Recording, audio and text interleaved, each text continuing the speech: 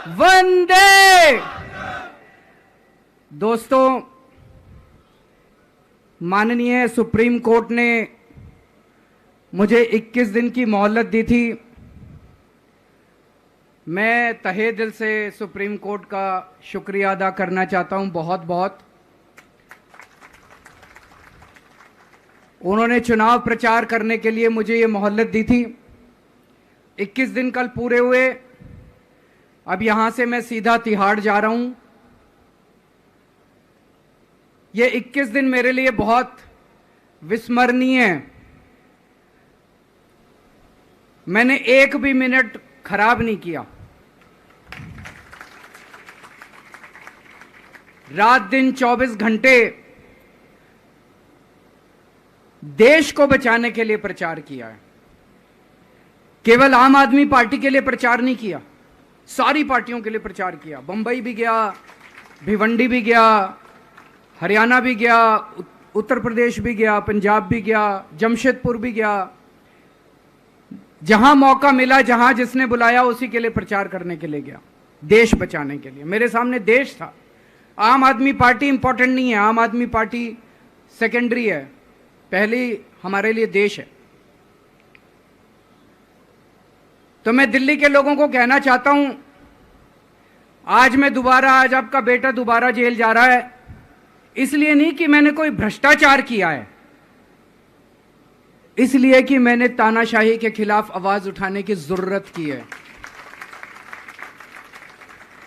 इस प्रचार के दौरान एक सबसे बढ़िया बात यह हुई कि सारे देश के सामने प्रधानमंत्री श्री नरेंद्र मोदी जी ने यह कबूल किया कि उनके पास मेरे खिलाफ रत्ती भर भी सबूत नहीं है।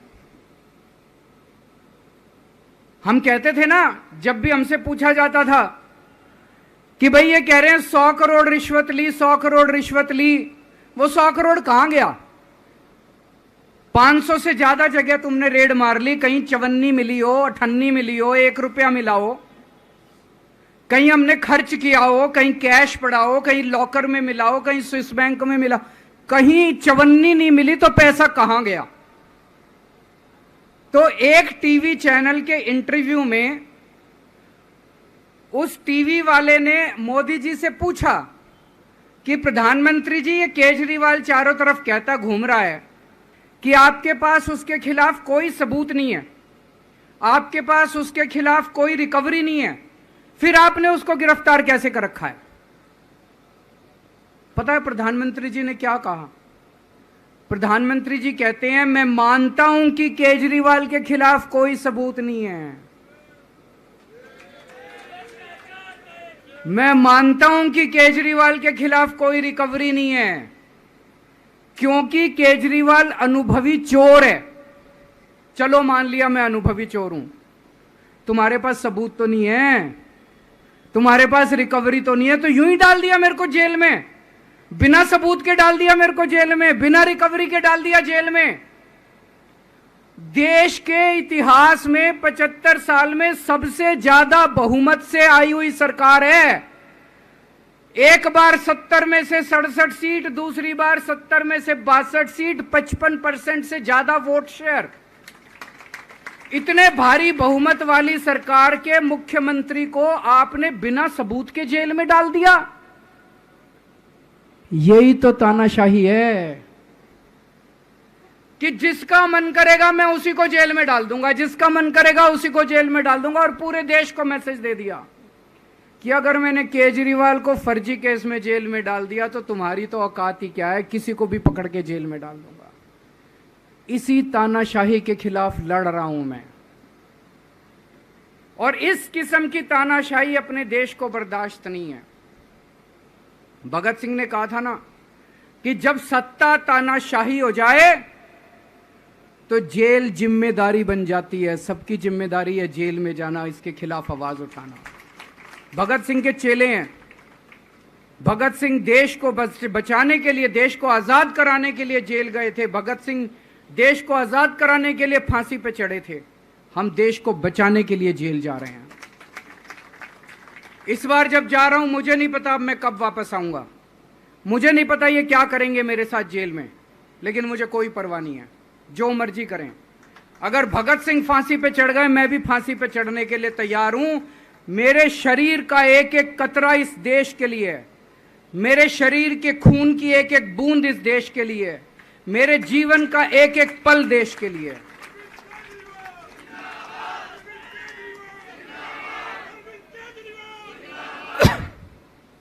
अभी मैं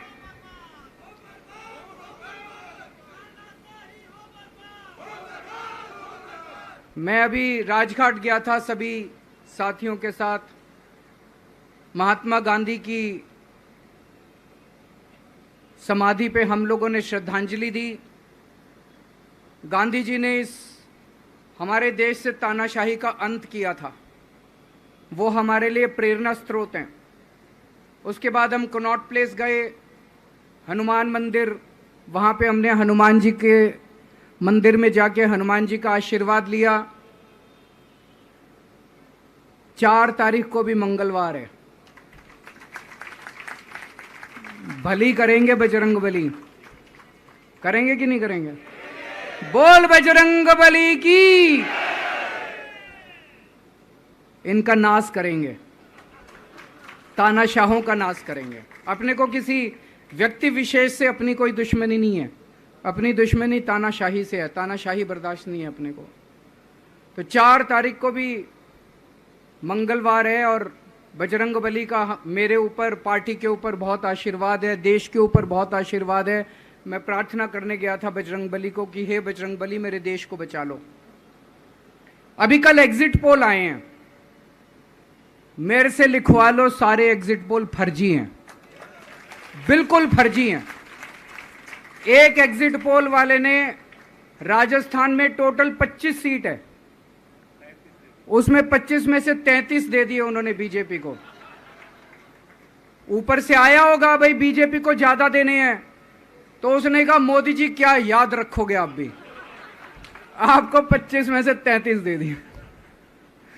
तो पूरा का पूरा फर्जी है, पूरा एग्जिट पोल फर्जी है। लेकिन असली मुद्दा ये है, इनको गिनती से 3 दिन पहले फर्जी एग्जिट पोल कराने की क्या जरूरत थी, ये समझने वाली बात है। मेरे को भी समझ नहीं आया, कई सारे लोगों की कई सारी बातें चल रही हैं। एक ये चल रहा है कि इन्होंने मशीनों का घोटाला कर दिया, लेकिन मैंने संदीप पाठक को भी बोला है और मैं सारे इंडिया गठबंधन की पार्टियों को बोलना चाहता हूं, अपने अपने काउंटिंग एजेंट को बोल दो पूरी तरह से सतर्क रहे। आखिरी तक अगर हार भी रहे हैं तब भी उठ के ना आए। कई बार क्या होता है, 1 राउंड में, 2 राउंड में, 3 राउंड में हार गए तो उठ के चले जाते हैं। उठ के नहीं जाना, सबसे लास्ट में रैंडम जितने बूथ होते हैं, ईवीएम मशीन होती है, उसकी पर्चियां पड़ती हैं। उन पर्चियों में से 5% पर्चियां उठाई जाती हैं। उन 5% ईवीएम की मैचिंग वीवीपैट की स्लिप से कराई जाती है। वीवीपैट पे जो स्लिप है उसकी काउंटिंग होती है, जैसे बैलेट पेपर की काउंटिंग होती थी, और उसकी काउंटिंग और ईवीएम की चेकिंग होती है दोनों की। एक भी मशीन अगर मैच ना करे तो वहां चुनाव रद्द कर दिया जाता है। तो अगर आपने ये चेकिंग कर ली वहां पे, तो इसका मतलब फिर ईवीएम का घोटाला हम बचा सकते हैं। फिर ईवीएम के घोटाला अगर कर रखा इन्होंने तो हम उसको एक्सपोज कर सकते हैं। तो सब लोगों ने लास्ट तक रुक के, आपका कैंडिडेट हार भी रहा है तब भी आखिरी तक रुक के आपको ये ईवीएम की चेकिंग करा के आनी है, ईवीएम और वीवीपैट की मैचिंग करा के आनी है। एक थ्योरी ये चल रही है कि इन्होंने इतना ज्यादा सीटें इसलिए दिखाई क्योंकि इनके लोगों ने शेयर मार्केट में इन्वेस्ट कर रखा है, और कल जब शेयर मार्केट खुले तो बम्पर होगा तो ये अपने शेयर बेच बाच के खुद तो निकल लेंगे। बाकी एक थ्योरी ये चल रही है कि अफसरशाही पे दबाव डालने के लिए अगले 3 दिन में अफसरों से उल्टे सीधे काम कराने के लिए एक माहौल बना दिया गया। भाई आ तो हम ही रहे हैं, तो हमारी बात मानो, उल्टे सीधे काम करो, काउंटिंग में गड़बड़ कराएंगे, सब कुछ करेंगे। लेकिन फिर से मैं कह रहा हूं, अपने को, अपने काउंटिंग एजेंट, एआरओ, सब आरओ, सब लोगों को अपने को ट्रेन करके भेजना है और अपने को चौकन्ना रहना है। बाद में हम कहते रहे इन्होंने ये कर दिया, उसका कोई फायदा नहीं होगा, अभी अपने को चौकन्ना रहना है। एक थ्योरी ये चल रही है कि अगर इन्होंने कल ही कम सीट दिखा दी होती एग्जिट पोल वालों ने, तो हो सकता है कि इन दोनों के खिलाफ आरएसएस में और बीजेपी में कल ही बगावत शुरू हो जाती, 4 तारीख तक इंतजार ही नहीं होता, हो सकता है। तो कई सारी थ्योरी चल रही हैं, लेकिन अपने को सतर्क रहना है, चौकन्ना रहना है। मेरा अपना मानना है कि 4 तारीख को इनकी सरकार नहीं बन रही है। ये एग्जिट पोल से घबराने की जरूरत ही नहीं है, माइंड गेम है इनका, माइंड गेम खेल रहे हैं। आपको डिस्करेज करने के लिए, डिप्रेशन में डालने के लिए बिल्कुल नहीं जाना। आप उससे जाओ कि आप जीत रहे हो, आप अपने उस कॉन्फिडेंस से जाओ कि आप जीत रहे हो, और आखिरी तक आपको बैठे रहना है, किसी भी हालत में बैठे रहना है आपको। हमें हर एक को लड़ना पड़ेगा। ये चुनाव किसी पार्टी का या किसी नेता विशेष का नहीं है, ये चुनाव इस देश को बचाने के लिए है, इस देश में जनतंत्र को बचाने के लिए है। जिसके लिए भगत सिंह, गांधी जी सब लोग लड़े थे, वही माहौल आज है। जिस तरह से हमने अंग्रेजों को हटाया था, आज इस सत्ता को अपने को हटाना है। तो मैं सभी आप सब लोगों का, सभी साथियों का बहुत बहुत शुक्रिया अदा करना चाहता हूं। बहुत साथ मिला आप लोगों का इन 21 दिनों में। अब जब भी मैं लौट के आऊंगा फिर मिलेंगे आप लोगों से, तब तक के लिए अलविदा।